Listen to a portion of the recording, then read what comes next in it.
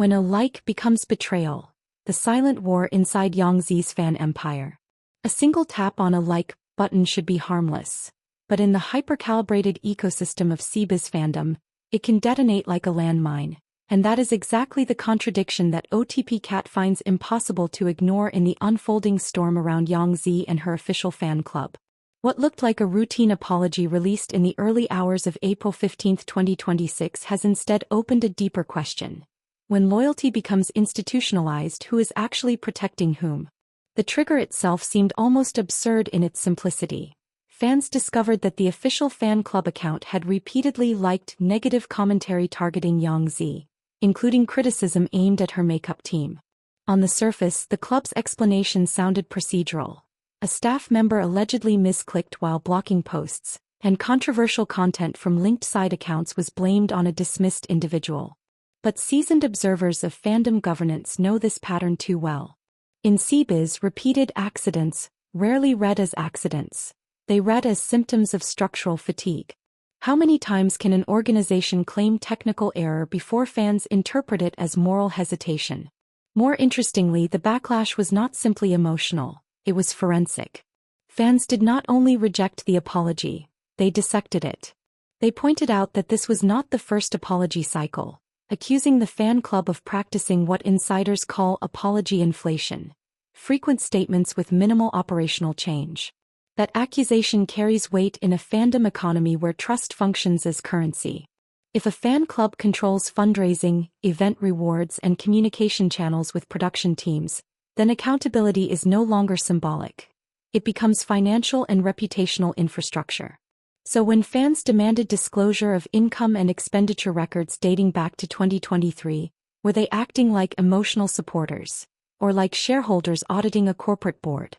The psychological tension surrounding Yang Zi herself is worth examining. In the Xiaobiz hierarchy, a top-tier actress depends not only on scripts and directors but on the invisible machinery of fan mobilization. Fan clubs act as quasi-PR units, crisis shields, and promotional engines. When that machinery falters, the artist's image risks subtle erosion, not because she acted, but because silence from her ecosystem feels like complicity. The unresolved reward disputes from 2024 to 2025 and accusations of blocking fans who raised concerns deepen that sense of institutional opacity. Does an artist remain neutral in such disputes, or does neutrality itself become a message? Then there is the recurring suspicion that the fan club has drifted from representing fans to managing narratives for production teams.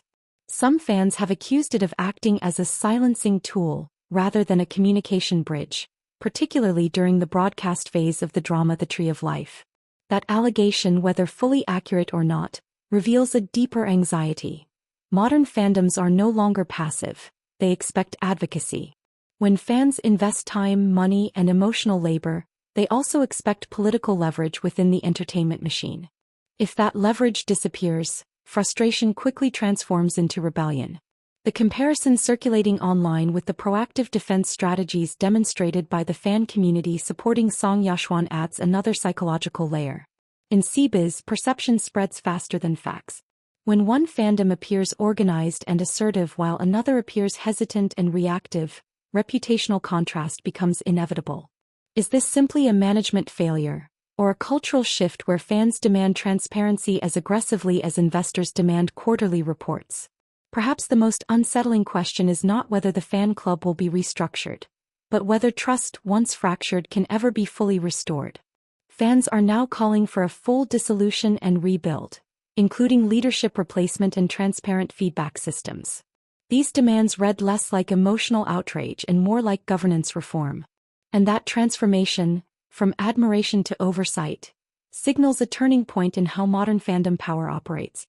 So what does this incident ultimately reveal about Yang Zi's position in the industry? Ironically, her personal brand may remain resilient, but the infrastructure surrounding her now faces a credibility audit. In Xiaobiz, stars rarely fall because of a single scandal.